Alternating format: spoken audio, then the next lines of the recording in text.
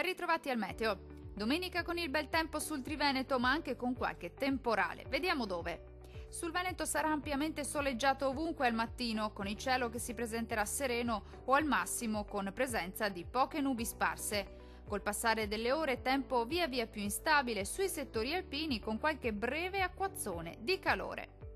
Temperature minime tra 19 e 23 gradi.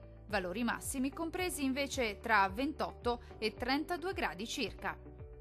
Spostiamoci ora a vedere che tempo farà sul Friuli Venezia Giulia.